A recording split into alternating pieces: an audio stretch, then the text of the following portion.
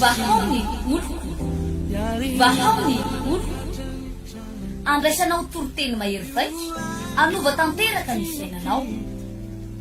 vavaka matanjaka na délivrance enjana ho fanafana ireo fatitra ahitanao ireo fijorona vavolombelona mafy no ny asa mahagaga nataon'Andriamanitra vahaony oloko vahaony oloko nandefandefety izy mba asitrana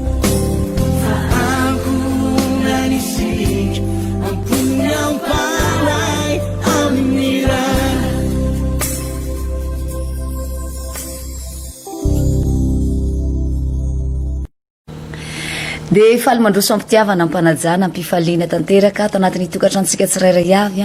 izay mampandroso ny fahita lavitry ny MTTV amin'izao ora sy fotoana mahafinaritra izao atao anatin'ny fandaharana manangana kristianina mahatanjaka isika fotoana lehibe sy goavana andraisanao fampianarana foy ao anatin'ity fotoana ity izay noko zato isanjato hoe ampatanjaka anao ampahery anao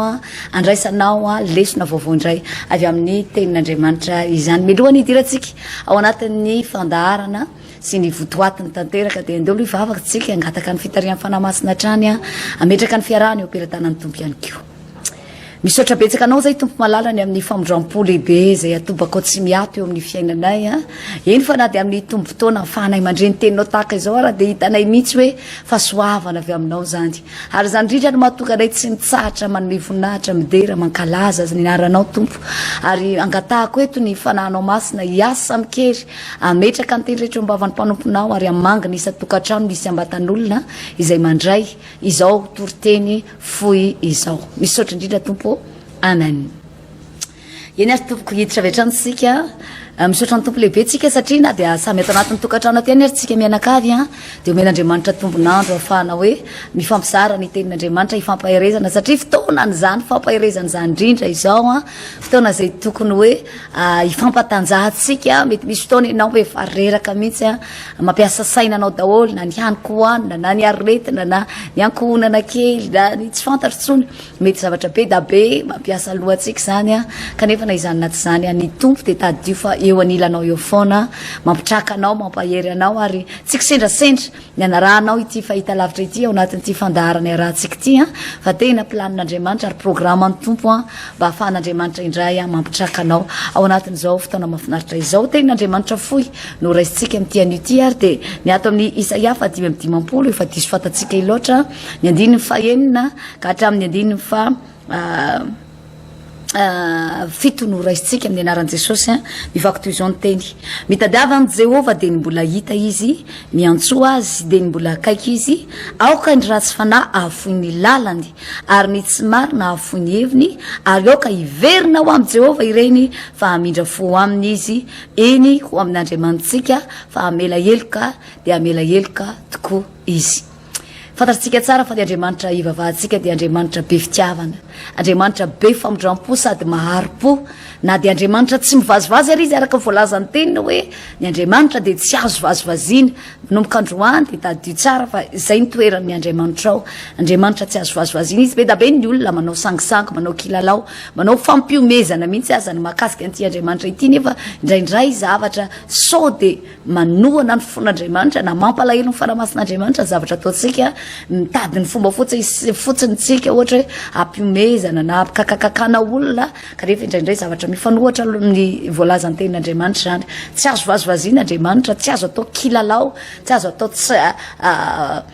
kivazivazy izay mihitsy ny voalazany teny hoe tsy azo dikan'izany dia hoe Andriamanitra sérieux ny Andriamanitra ivavahantsika dikan'izany dia hoe Andriamanitra matotra ny Andriamanitra ivavahantsika izay no mahatonga azy rehefa miteny dia voalazany tenin'Andriamanitra ihany fa rehefa miteny va izy ka tsy mba mitoviny zany hoe rehefa miteny izy dia tonga dia zavatra ho ataony no teneniny vavany matoa izy milaza zavatra anankiray dia zavatra vitany no teneniny Andriamanitra tsy azo vazivaziana sérieux ary rehefa mandray fanapa-kevitra ihany koa zany Andriamanitra zany dia tsy mivazivazy ihany koa fa afaka manao zay tiany atao satria zay no maha Andriamanitra azy hoy ny voalazan'ny Baiboly eto manao hoe na dia Andriamanitra tahaka zany aza ny toerana misy azy dia voalazany tenin'Andriamanitra avakitsika teo fa Andriamanitra dia afaka mamindra fo Andriamanitra dia afaka mamela heloka ihany koa ho an'ny olona zay mitodika sy miverina amin'Andriamanitra manina moa ny Baiboly miteny manao hoe miverena amin'Andriamanitra hoy ny andiny fafito manao hoe areo hiverina ho am Jehovah ireny. Maninona moa Andriamanitra miteny hoe hiverina amin'Andriamanitra. Maninona ny bokin Joela miteny manao hoe miverena amiko dia mba hiverina aminareo koa, satria misy olona efa niala tamin'ny fahasoavan'Andriamanitra, efa teo ambanin'ny elatr'Andriamanitra ihany ny toerana nisy azy. Nisy fotoana efa mba tonga ankohonan'Andriamanitra ihany, nisy fotoana mba efa nanolo tena tsara ho an'Andriamanitra ihany, nisy fotoana mba efa niala tamin'ny ratsy fanaony. Fa noho ny tatio arina dia hoy ny voalazan'ny Baiboly, mialatsiny amin'ity fiterenana ity fa tena tenin'Andriamanitra mihitsy hoe ny ambony no miverina amin'ny lohany, zany hoe ny alika no miverina amin'ny lohany. Oarin'Andriamanitra tahaka an'izany mihitsy ny olona anankiray hoe efa nilomano tao anatin'ny fahasoavan'Andriamanitra ianao, efa mba nitoetra ankohonan'Andriamanitra ianao, efa mba nanolo tena feno an'Andriamanitra ihany ianao, ary nisy fotoana efa niala tamin'ny ratsy fanao anao kanefa niverina sy nipody indray tamin'ireny ratsy fanao rehetrarehetra, tamin'ireny zavatra tsara ka sitrapon'Andriamanitra ireny. Dia izay natokany Baiboly miteny sy manohatra ny olona tahaka izany, anohatra azy tahaka ny amboa miverina amin'ny lohany indray, tahaka ny kisovavy efa avy ny sasa ary miverina mihosom-potaka indray. Somary mafimafy le tenin'Andriamanitra fa zay mihitsy no ikonsideren'Andriamanitra na ametrahan'Andriamanitra ny olona zatra manao kivazivazy tahaka an'izany hoe androany efa mandeha kely amin'ny fiainana dia iny fa mafanafoa amin'ny fanompoan'Andriamanitra. Noho ninjay misy zavatra somary mafimafy atrehana dia mitady ny fomba hafa rehetra hivoahana ao anatin'iny problème iny, fa lasa manadino an'Andriamanitra, tsy lasa mitodika any amin'Andriamanitra intsony. Ary Andriamanitra dia miteny hoe miverena amin'Andriamanitra. Matoa ny olona anankiray atao miverina efa niala teo zay izy. Tadintsika tsara ny tantaran'ilay zanak'Adaly iny, niala teo amin'ny rainy, teo amin'ny rainy izay feno fahasoavana, tsy nisy zavatra nampahory azy, feno zavatra rehetra izay nilainy tena hoe nilomano tao anaty fiadanana, ary tsy nisy na inona na inona zavatra atao hoe nampiasa saina azy rehefa teo anivon'ny rainy izy. Fa noho ny fotoana ny alany teo amin'izany rainy izany dia nandeha tany amin'ny fanao ratsiny izao tontolo izao, ny liba nanapatra ny adalana tany amin'izay toerana nalehany tany, ary rehefa tonga saina izy vao niverina tao amin'ny dadany, zany hoe niverina tao amin'ny fahasoavana. Tsy hafa fa tahaka an'izany no tian'Andriamanitra atao amin'ny zanak'Andriamanitra ankehitriny. Marina fa ao anatin'ny vanim-potoana sarotra, ao anatin'ny vanim-potoana tena manahirana izao tontolo izao. Ianao aza miteny hoe eto Madagasikara ihany fa mbola voninahitra ao an'Andriamanitra ary misaotra an'Andriamanitra lehibe tsika, fa raha mahita ny effectifan'ny olona maty, ny effectifan'ny olona tratra n'ity karazana retina coronavirus izay tolagaga n'izao tontolo izao, izay mahaverevitra n'izao tontolo izao ity tsika, dia eninao mihitsy hoe misy famodrampon'Andriamanitra eto Madagasikara, eninao mihitsy hoe misy tanan'Andriamanitra eto Madagasikara, eninao mihitsy hoe mbola misy pino, mbola misy olona tena mivavaka marina amin'Andriamanitra eto Madagasikara. Raha oharina hoe tsika moa ampafirin'ireny tany manan-karena, ampafirin'ireny tany mandroso, ampafirin'ireny tany azo heverina hoe tena lasa lavitra ireny moa i Madagasikara re olona amin'ity karazana retina ity. Fa maninona hatramin'ny androany tsika mbola mahatsapa foana hoe misy ny fiarovan'Andriamanitra, misy ny fitahin'Andriamanitra, misy ny fanambinan'Andriamanitra, misy zavatra mbola hoanina foana ianao. Marina fa ao anatin'ny crise na économique na ara-tsosialy na ny resaka sanitaire ny zao tontolo izao, fa mahafinaritra sy mahagaga mahita lalaka-ivoahana foana itsika zanak'Andriamanitra zay monina eto Madagasikara. Tsy ny zanak'Andriamanitra ny tiako teny hoe ny malagasy tsy vaky volo, na dia mbola misy zavatra kelikely ary eo ampelantananao dia mbola ahafahanao sy ny ankonanao mivelona miaina tsara tahaka ny olona rehetra. Famodrampon'Andriamanitra zany, ary tsy tokony anaovantsika kilalao izany hoe fianteherana tanteraka amin'Andriamanitra izany. Androany ny Baiboly dia miteny manao hoe mitadiava ny Jehovah dia ny mbola hita izy, miantsoa azy dia ny mbola akaiky izy. Ny Baiboly amin'ny Efesiana 5:5 dia zao nivaky ny teny manao hoe araroty ny andro azo anaova-tsoa fa ratsy zao fiainana izao, miaratsy zao fiainana izao, miaratsy zao fiainana izao. Ianao zany aza mieritreritra hoe tsika tsy mirary loza ho an'ity zao tontolo zao ty, fa Baiboly no miteny an'izany. Fa ianao zany izy mieritreritra hoe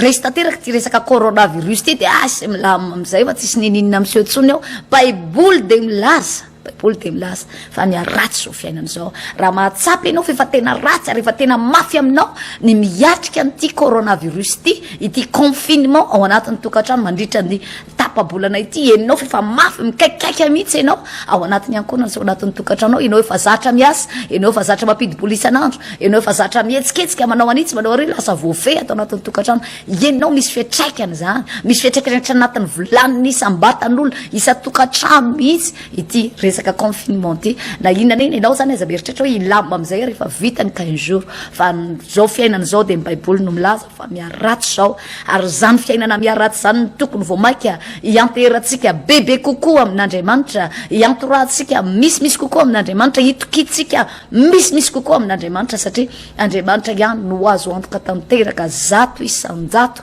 afaka hiaro anao, hitahanao, anomeza rehetra ilainao. Ny Andriamanitra ivavanao dia Andriamanitra mahagaga. Amin'ny fotoana ilanao fahagagana dia afaka manao an'izany izy, ary tsisy afaka mitsivalana, afaka maneho ny voninahitra ny Andriamanitra amin'ny olona izay mahay manome voninahitra n'Andriamanitra. Hoy ny Baiboly manao hoe mitadiava ny Jehovah teny mbola hita izy. Andro tokony arararota nisy amin'ny mpianakaviana, nisy amin'ny tokantrano, nisy ambatan'olona hitadiavana n'Andriamanitra. Andinianao tena, hijerenao amin'ny atsipiriany, inona ny zavatra mbola tsy mety, inona ny mbola mampisaraka anao amin'Andriamanitra, inona ny mbola manalavitra anao amin'Andriamanitra, inona ny nahatonga anao niala teo amin'ny fahasoavan'Andriamanitra. Andinianao tena izao vanim-potoana izao, afahantsika mitsakotsako ny zavatra voalazan'ny tenin'Andriamanitra, afahanao mandinika hoe aiza ho aiza ianao manoloana ny Baiboly, afahanao mafantatra manao hoe firy tamin'ireo teny fikasan'Andriamanitra no efa tanteraka teo amin'ny fiainanao, firy tamin'ireo zavatra efa nambaran'Andriamanitra no mba iainanao amin'izao vanim-potoana izao, satria izao vanim-potoan-tsarotra izao mihitsy no ilatsika ny fahatanterahany tenin'Andriamanitra eo amin'ny fiainanao.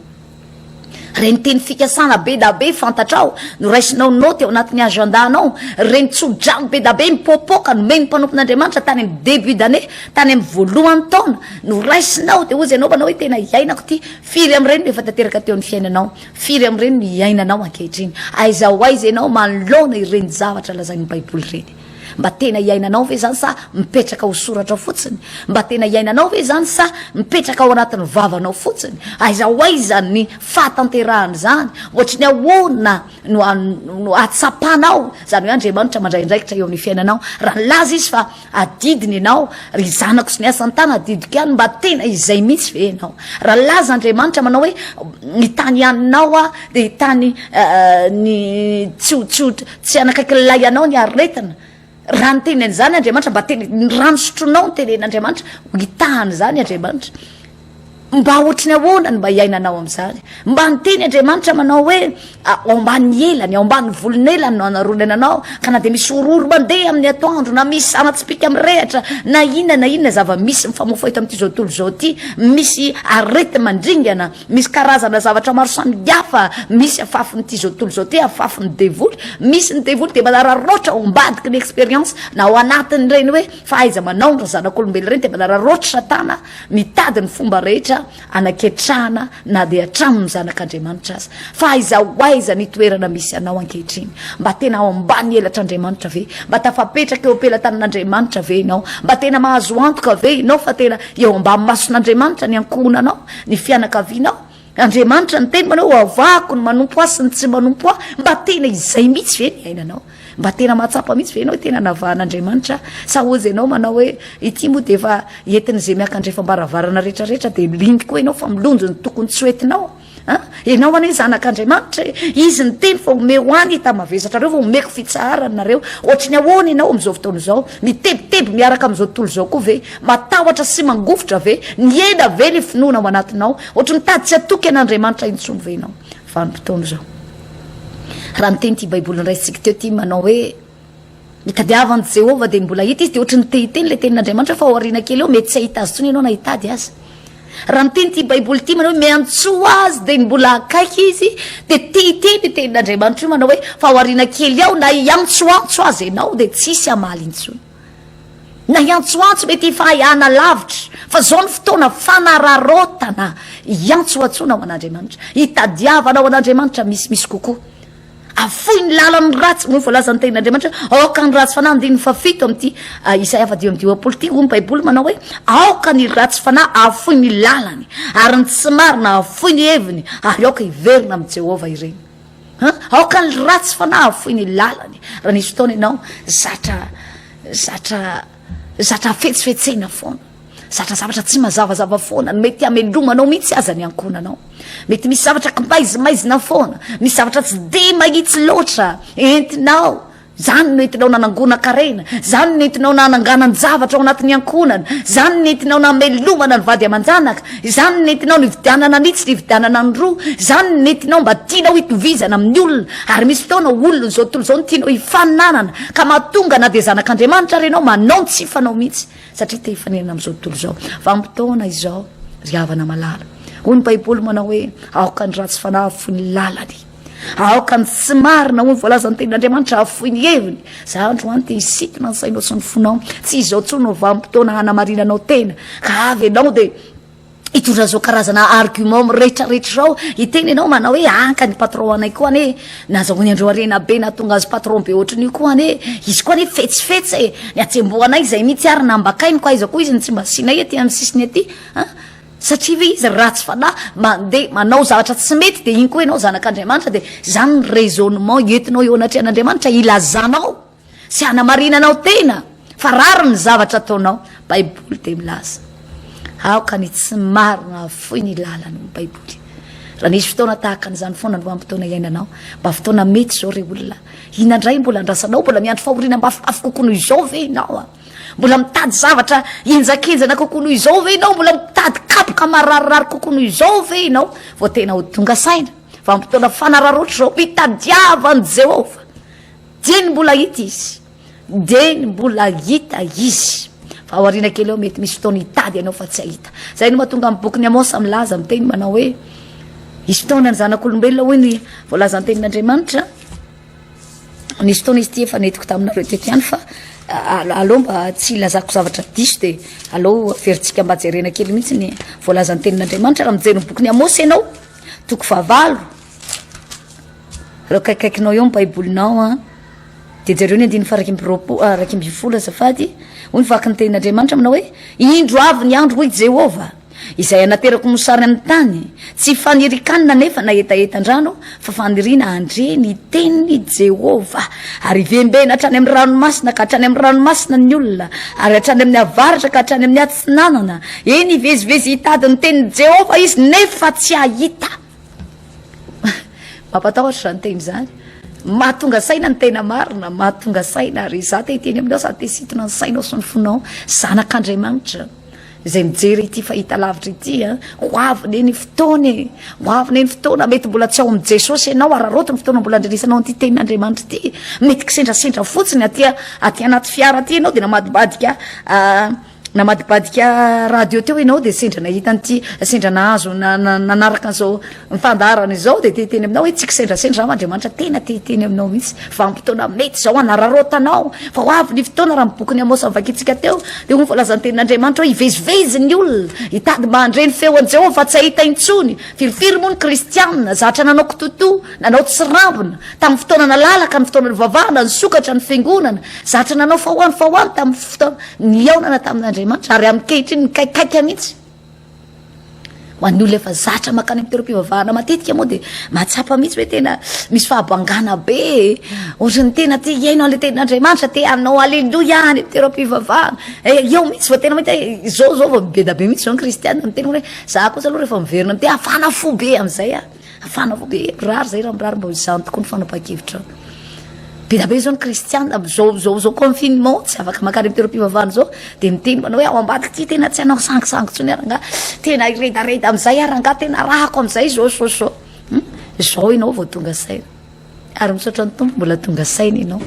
misaotra ny tompo ianao mbola mahatsapa mihitsy hoe vanim-potoana ilanao an'izany zao, tsy vanim-potoana ilalaovana, tsy vanim-potoana anaovana kisangisangy, tsy vanim-potoana anaovana kitoto, vanim-potoana tokony hatonga saina ny olombelona rehetra eto amin'ity zao tontolo zao ty. Ary mahafinaritra an'ireo olona raha mijery an'ireny karazana réseaux sociaux reny ianao, manaraka an'ireny ianao, miserasera ao anatin'ireny ianao de mahita hoe hatramina filoham-pirenena any avelany any ampitan-dranomasina any mavita mandohalika manetry tena eo anatrehan'Andriamanitra, miakatra le tendrombohitra mihitsy ny sasany, misy fotoana tena mitomany mihitsy ny sasany, miankohaka, misy vahoaka maro anetsinetsiny analinaliny mivoaka ananara be midera an'Andriamanitra, misy finoana hafa tsy kristianina manolo tena ho an'Andriamanitra amin'izao vanim-potoana zao satria fantatry ny olona ihany fa ay ty planeta terre ty kay misy namorona, ay ty planeta terre ty kay misy tompony, ay ty zao tontolo zao ty kay misy miazona azy ary misy fotoana mahatsapa ny olona hoe ao anatin'ny fahaverezan-kevitra tahaka an'izao tsy mihetsika intsony, tsy miasa intsony ny fahaizana mampanao any, mijanona tanteraka ny expérience nananany, mijanona tanteraka ny arena sy ny vola eo am-pelantanany. Fa misy fotoana rehefa mikarazany zavatra tahaka itony io an'ireo olona moa izy ny mpanompon'Andriamanitra matetika rehefa eto amin'ity fahita lavitra ity manao hoe mbola vo fiandoany ane io e zany hoe ohatrany ahoana zany zavatra mbola iseho ao arina kely eo tsika tsy mirary loza fa baiboly aneny milaza an'izany ary ny zavatra rehetratra miseho am'izao vampotona zao tsisy zavatra vaovao amin'ny baiboly zany asakasaky ny olona foana zay manino moa manao tsinitsinona ny zavatra voalazan'ny tenin'Andriamanitra na manambany ny zavatra lazain'ny baiboly na mamadibadika an'io asakasaky ny olona foana fa raha ny zavatra iainantsika am'izao vampotona izao tsy misy vaovao amin'Andriamanitra efa fantany io zay natonga azy nanoratra ny deny tany am-piandohana ahafahany zanak'Andriamanitra rehetra miomana miatika n'izany vampotona zany ary misaotra an'Andriamanitra ianao mbola afaka raha androany ianao no anapa-kevitra tsy mbola tara ianao fa raha tara nyty androany ity dia za te hiteny aminao manao hoe sao de diso ariana loatra sao diso ariana loatra fa vampotona mety zao tadiavan'i Jehovah dia mbola hita izy ny ankohonanao mampianara ny ankohonanao hitodika amin'Andriamanitra ary antehitra amin'Andriamanitra mampianara misaotra an'Andriamanitra eto Madagasikara eto mbola mitobaka zao ny vokatra mbola miakabary mbola misy karazana voankazo maro samihafa ny legioma mbola misy be da be mbola azonao tsy faina fa raha sanatria tafiditra ao anatin'ny vampotona maintsoahitra eto Madagasikara ny karazana zavatra tahaka an'izao waizany malagasy ny avany avelany tsy mahazo miditra ny eto atoerana tsy mahazo mivoaka waizy tsika tsy maintsy miatoraka amin'Andriamanitra ianao ary aza miandry an'izany vampotona manahirana be zany fa dia ny androany fotoana mety zao mitadiavany Jehovah dia ny mbola hita izy ny antsoa azy dia ny mbola akaiky izy vampotona mety zao dia ny androany aloha misaotra an'Andriamanitra mety misy fotoana ny anaovan'Andriamanitra ny zavatra tahaka an'izao anery olona mety misy fotoana ahatonga sainatsika zanak'Andriamanitra mihitsy afahantsika mandiny tena mihitsy hoe aza hoaizy ianao ohatra ny ahoana ianao eo anivo ny zavatra ambaran'Andriamanitra ao akaikiny amin'izao hoe andro farany fantatritsika tsara hoe andro efa miahatomotra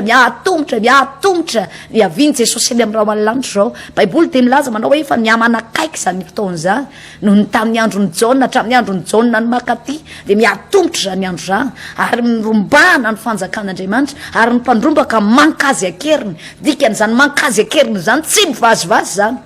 ary tsy te alalana izy any izy manao zay fomba rehetra azony azy mankankeriny miasa daholo ao anatin'izany ny hery rehetra ohatrany ahoana ny hery ao anatinao ianao zanak'Andriamanitra io sao dia mba depasen'ny olo-kafa ianao firy-taona nampino anao firy-taona nahavita batisanao firy-taona ianao zay no fanandrean'i Jesosy ho tompo sy mpamonjy ny fiainanao ohatrany ahoana ny hery ao anatinao entina miandry zany fiavian'i Jesosy zany fiavian'i Jesosy zany dia baiboly milaza fa andro manjombona andro mampatahotra andro mampiorokoditra andro tena mampilatsa-dranomaso zany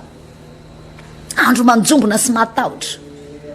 ho an'ny olona tsy mino an'Andriamanitra ho an'ny olona tsy manompo an'Andriamanitra ho an'ny olona tsy manana antoka ny fiainana mandrakizay dia anjombona aminy io andro io fa ho antsika zanak'Andriamanitra ao anatin'ny fahoria tahaka zao arany ataon'Andriamanitra miandrandra ny lanitra ny olona rehetra miandrandra ny lanitra ozy izy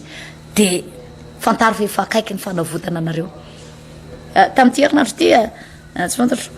fakomaly raha izay no azo ilazana azy dia misy fotoana misy olona mandefa publication misy zavatra miseho eto amin'ny lanitra gasikara misy tselatra be na be tsy akijanona mihitsy nefa ohatrany tsisy kotroka akory ohatrany dia manao publication no daholo ny olona rehetrarehetra efa manomboka miandrandra ny lanitra ny olona jery sao dia mba efa Jesosy zany tamy any zany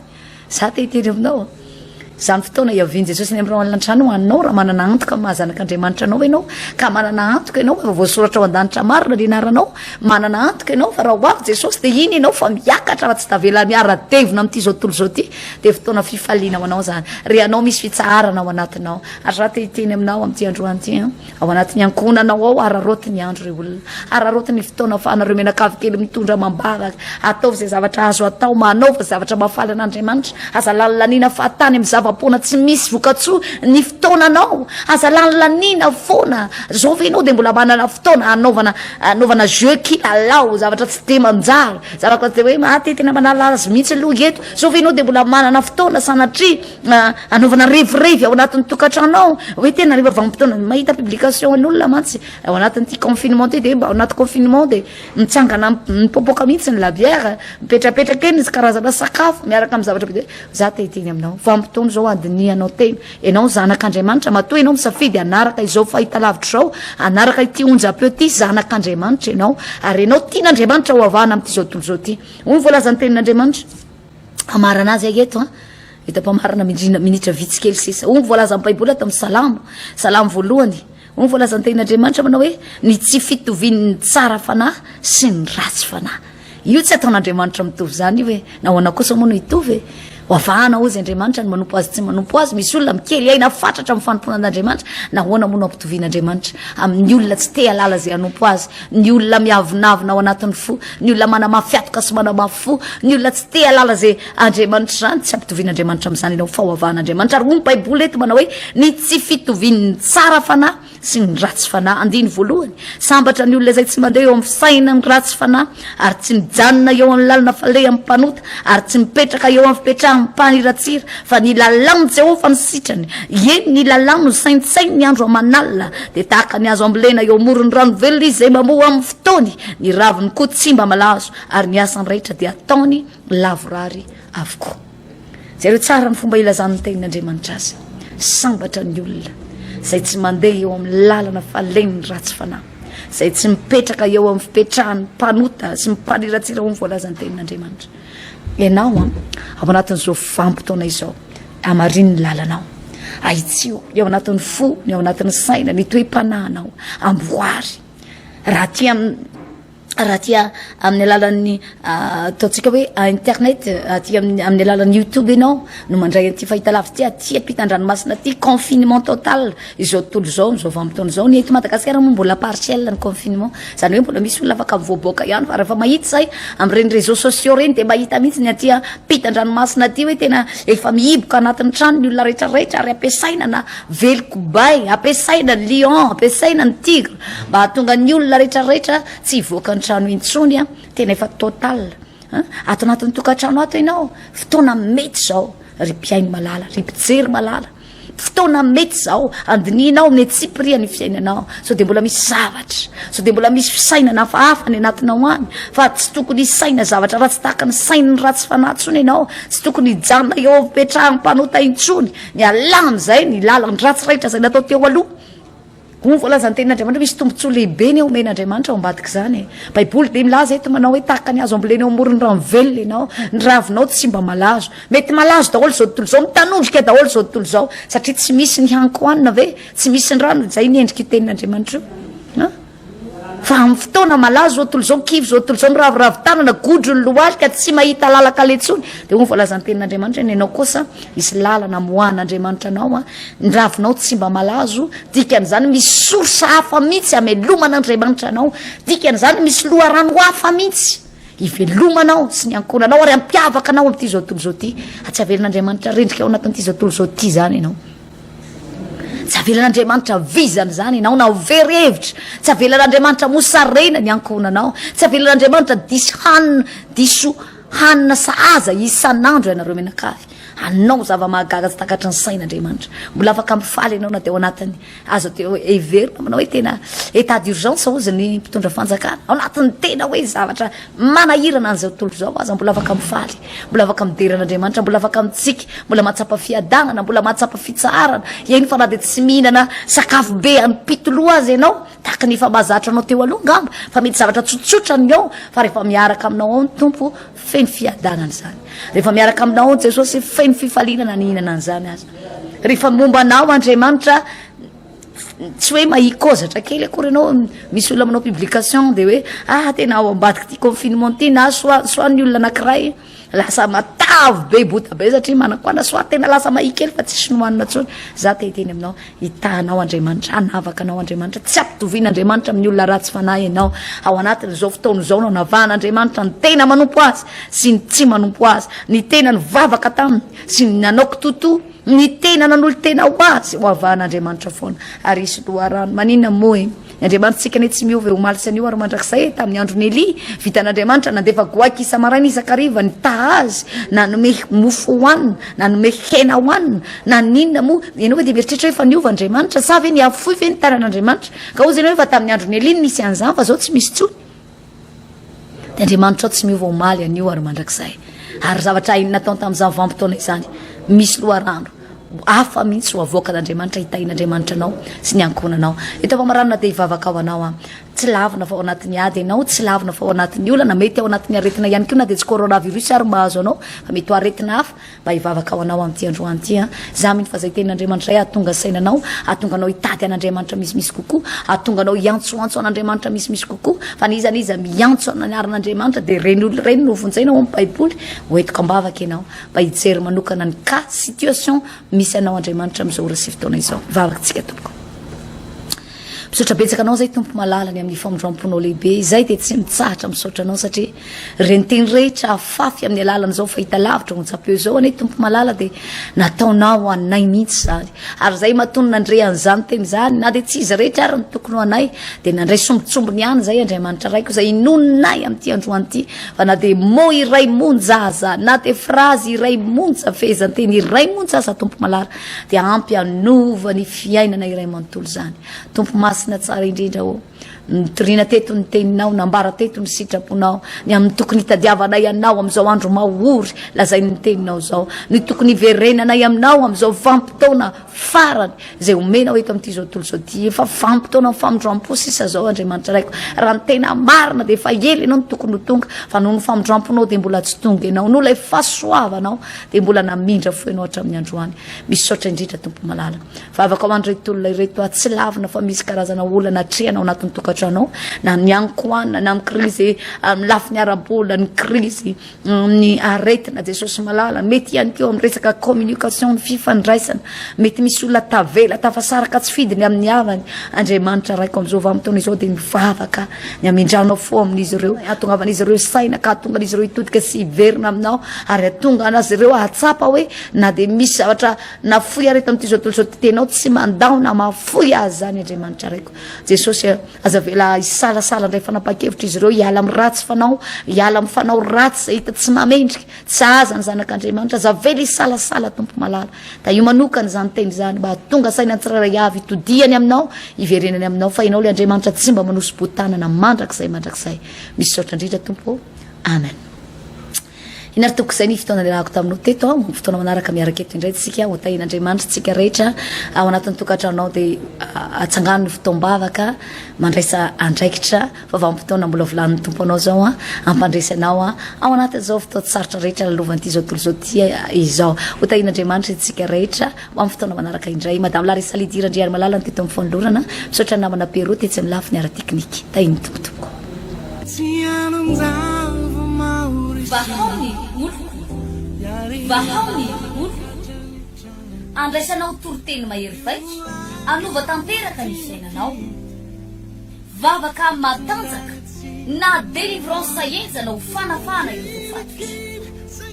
ahitanao ireo fijorona vavolombelona maty no ny asa mahagaga nataon'Andriamanitra. Vahaony oloko vahaony oloko nandeha tanteny izy mba asitra